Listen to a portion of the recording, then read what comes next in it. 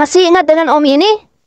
Di debat Esra Sorul versus Kainama 2024, pertanyaan Om ini mewakili seluruh penonton Kristen dan Muslim. Mari kita simak. Dari kesimpulan historical Pak Kaimanan tadi, Kainama ya. Yesus memang disalibkan, tetapi tidak mati ya Pak ya. Alias dia sembuh. Itu yang Bapak sampaikan sendiri. Sedangkan di dalam iman Islam atau di dalam Quran bahwa Isa itu tidak disalibkan. Kita jangan mengulang-ulang ya. Posisi saya di tema ini membawa ayat-ayat Bible serta pemahaman Kristiani ya, Pak ya, untuk mengajukan paparan saya, bukan membawa iman Islam saya, dasar iman sebagai paparan saya. Kalau paparan iman saya sudah jelas, Pak. Jadi ini pertanyaan sudah berapa kali kalau memang itu Islam kan bilang tidak disalib dan tidak mati. Iya, kan tadi saya ulang berapa kali. Lalu kenapa pakai ini kesimpulannya Yesus disalib dan sembuh? Karena saya bawa pola paparan yang berdasar kepada kekristenan. Tetapi yang saya tanyakan itu bukan masalah dia mati, tetapi ini digantikan oleh ini Islam, dengan Islam. Iya. Dari konteksnya Bapak tadi saya hubungkan. Iya, dengan iman Islam. Iya, digantikan. Pertanyaannya? Iya. Pertanyaannya berarti kenapa ke sana dulu tadi? Langsung aja tanya. Iya dong. Saya langsung tanya Bapak tadi. Oke, silakan. Sekarang kan pertanyaan saya, Pak. Jadi pertanyaan saya, kenapa Bapak percaya bahwa Quran bertentangan dengan kesimpulan yang Bapak sampaikan tadi? Kesimpulan Bapak kan bahwa Isa itu disalib. Saya menyampaikan kesimpulan itu dalam rangka tema. Allahu Akbar. Bapak nggak ngerti? Sudah. Loh, tadi katanya mau nanya soal digantikan. Iya, itu yang pertanyaan kan saya digantikan. Ya. Kalau semuanya di Quran kan Isa yang digantikan. Di iman Al-Quran digantikan. Iya. Berarti menunjukkan bahwa kenapa Bapak percaya bahwa imannya Bapak bertentangan dengan apa yang Bapak simpulkan. Siapa bilang bertentangan? Dari tadi saya terangkan itu. Saya membawa Yesus sembuh dari salib. Itu tema hari ini. Dari kekristenan, bukan dari Islam. Ya. Saya tidak boleh bawa dari Islam, Bapak. Allahu Akbar kabiro. Ya. Kalau saya dari Islam cuma 5 menit bahkan. Tadi Pak Esra aja bilang, loh kita sudah selesai berarti. Iya, kalau saya bawa dari wama kata luhu wama salah buhu ya berarti sudah selesai 5 menit. Waduh, nggak ngerti juga, sudah lebih dari 3 jam. Pertanyaannya itu lagi. Allahu Akbar kabiro. Ayolah, yang maju dikit lah. Sayang omnya cepat menyerah. Padahal saya yakin banyak yang butuh penjelasan karena bingung dengan argumen Bang Kay. Bang Kay adalah seorang Muslim, dan dia percaya ada yang menggantikan Yesus disalib. Tapi sangat aneh karena yang dia ajukan adalah benar Yesus disalib, tapi tidak mati dan akhirnya sembuh. Ini kok tidak sesuai dengan apa yang kita pelajari. Judul debatnya adalah Kristen versus Islam. Kenapa Bang Kay bawa ajaran baru? Saat Kainama tadi malam sudah berdialog dengan penuh penuh estetika, saya lihat estetika, keindahan dalam menampilkan data-data yang baru yang Pak Pendeta Esra Sorul itu saya lihat langsung beliau itu di luar ini prediksi. Iya, insya Allah. Prediksi, dan beliau bahkan sepertinya kaget begitulah. Ya. Ini data apa ini kan? Iya. Saya pikir Pak Esra Sorul kaget karena Bang Kay bawa ajaran yang berbeda, bukan karena diberikan data baru. Maka Oten dan Ucilim pun bertanya-tanya, apa sih yang Bang Kay lakukan? Mana yang benar? Jika dia Muslim, kenapa tidak membawa iman yang sesuai Muslim Indo, yaitu Yesus digantikan orang lain? Kenapa Bang Kay bawa argumen yang tidak diyakini Kristen maupun Islam? Ini membuat argumen Bang Kay menjadi lemah di kedua sisi. Membuat umat Kristen bingung. Bang Kay ini Muslim apa bukan? Membuat umat Muslim bingung. Jadi, Yesus disalib atau digantikan?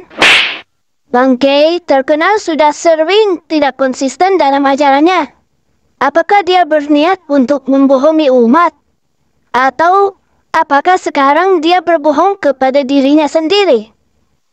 Coba kita cek sekali lagi dalam video klarifikasinya. Yang ingin saya sampaikan malam itu adalah kepada jemaat yang ada dimanapun mereka berada. jemaat Kristen yang ada, yang Allah rindu untuk menaruh hidayah di dalam hati mereka, supaya mereka berpikir dengan satu hal, apa? Yesus sembuh dan Yesus tidak pernah mati. Tidak ada kematian. Yesus di kayu salib. Itu aja tujuannya. Itu rahmatan lil alamin. Itu keislaman. Islam tidak menghinakan Nabi Allah, Rasulullah, Isa ibnu Maryam, Isa putra Maryam, tidak. Itu. Apa?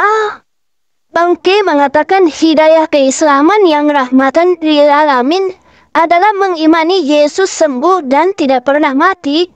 Bukan ada yang menggantikan. Tidak heran kenapa penonton debat ulang-ulang minta klarifikasi. Tapi tunggu dulu. Sebenarnya temannya Ipung ada kasih petunjuk. Menampilkan data-data yang baru. Benarkah ini data baru? Sebenarnya data ini sudah ada sejak abad 19. Mari kita tanya ChatGPT. Siapakah tokoh di abad 19 yang mengatakan Yesus tidak mati dan sembuh? Tokoh yang mengatakan bahwa Yesus tidak mati di kayu salib dan kemudian sembuh adalah Mirza Ghulam Ahmad, pendiri Ahmadiyah. Karena obat. 3 hari ketika Maria Magdalena datang ke kubur, kosong. Kenapa? Karena Antua sudah sembuh. 30 kilo obat bekerja dengan luar biasa di suhu serta ruangan yang baik. Demikian. Jadi apakah Bang K sedang mengajarkan iman Ahmadiyah? Wow, apakah ucapan saya bisa mempengaruhi umat muslim di Indonesia? Pak Esra Soru dapat pesan dari seorang muslim. Di dalam pesan itu, dia merasa bahwa Pak Esra mempengaruhi umat muslim Indonesia. Apakah ini berarti Bang K sebagai peserta debat yang lain juga mempengaruhi umat muslim Indonesia untuk menjadi pengikut Mirza Ghulam Ahmad? Apakah artinya Bang K mengajak muslim Indonesia menjadi Ahmadiyah?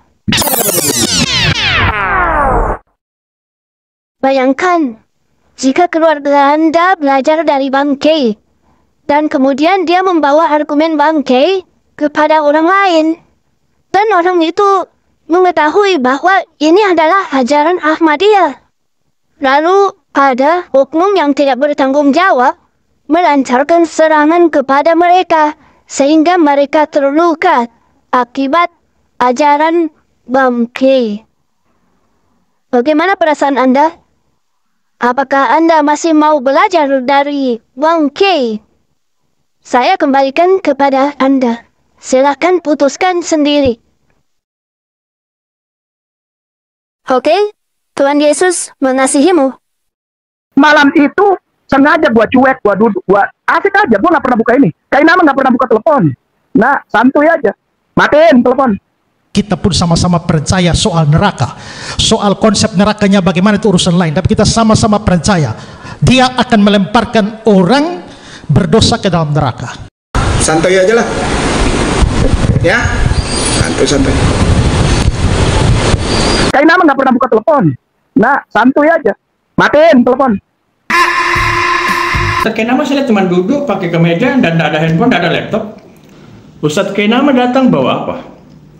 Beliau duduk ya tanpa ada handphone di tangan beliau. Oh my goodness. Sekali lagi nama saya Kainama, saya biasa dipanggil K. Yo, bro, pill in the house. Yo, bro, pill in the house.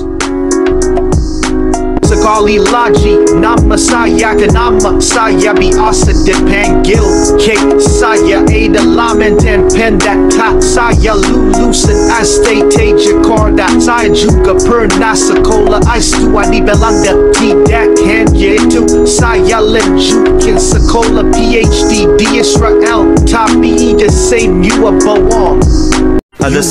dia adalah seorang pendeta sebelumnya yang menjadi mu'alaf dengan nama pendeta yaitu Agustinus Christoffel Kainama. Ya.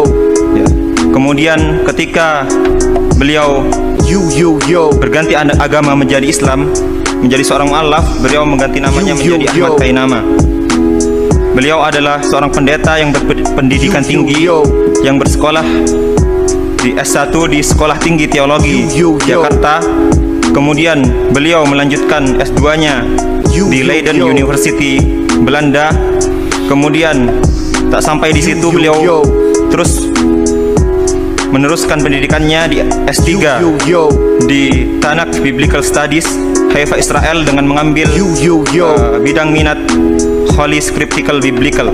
Sekali lagi nama saya biasa dipanggil K. Saya adalah mantan pendeta, saya lulusan STT Jakarta. Saya juga pernah sekolah S2 di Belanda. Tidak hanya itu, saya lanjutkan sekolah PhD di Israel. Tapi itu semua bohong. Ha ha ha. Aku bukan mantan pendeta, tidak pernah sekolah keluar, aku tidak pernah sekolah teologi, tidak pernah tahu apa-apa.